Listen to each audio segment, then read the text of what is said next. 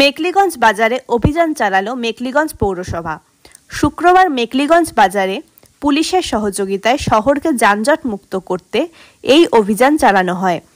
এই অভিযানে উপস্থিত ছিলেন মেকলিগঞ্জ পৌরসভার চেয়ারম্যান প্রভাত পাটনি, মেকলিগঞ্জ থানার ওসি মণিভূষণ সরকার, মেকলিগঞ্জ পৌরসভার 1 নং, 4 নং ও 5 নং ওয়ার্ডের কাউন্সিলর কৃষ্ণা বর্মন, রঞ্জিত রায় ও সোমা ভৌমিক, পৌরসভার বড়বাবু তথা হিসেব রক্ষক অমিতাভ বর্তন চৌধুরী, পৌরসভার স্যানিটারি ইন্সপেক্টর সৌমেন ঘোষ সহ অন্যান্যরা। এই বিষয়ে কি বললেন মেকলিগঞ্জ পৌরসভার চেয়ারম্যান প্রভাত পাটনি ও মেকলিগঞ্জ পৌরসভার 5 নং ওয়ার্ডের কাউন্সিলর সোমা ভৌমিক, আসুন শুনে নেওয়া যাক। মেকলিগঞ্জ বাজারে আজকে মেকলিগঞ্জ পৌর প্রশাসন ও পুলিশ প্রশাসনের তরফ থেকে যৌথ উদ্যোগে আমাদের মেকলিগঞ্জ শহরের মূল একটা সমস্যা ছিল মেকলিগঞ্জ পূর্বপাড়া ব্রিজ থেকে মেকলিগঞ্জ পার্কের মোড় পর্যন্ত, যে আমাদের এখানে ট্রাফিক, টোটো এবং কিছু ব্যবসায়ী তাদের ব্যবসার জিনিস রাস্তার মধ্যে রাখে।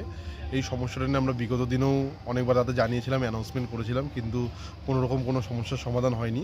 সেই মতো আমাদের আজকে যৌথ উদ্যোগ ছিল পুলিশ ও মেকলিগঞ্জ পৌর প্রশাসনের তরফ থেকে। সেই যৌথ উদ্যোগে আমরা গিয়েছি, টোটোদেরকে আরবার সাবধান করেছি, কিছু টোটো এবং যানবাহনের বিরুদ্ধে ব্যবস্থাও নেওয়া হয়েছে, আর তাদের বলে দেওয়া হয়েছে আগামীতে যেন এরকম কোনো সমস্যা না থাকে। আর এটাই মেকলিগঞ্জবাসীর জন্য আমার একটা অনুরোধ যে আপনারাও আমাদের এই কর্মসূচিতে সমর্থন করুন ও আমাদের যে সমস্যা সেটি সমাধান করতে সাহায্য করুন।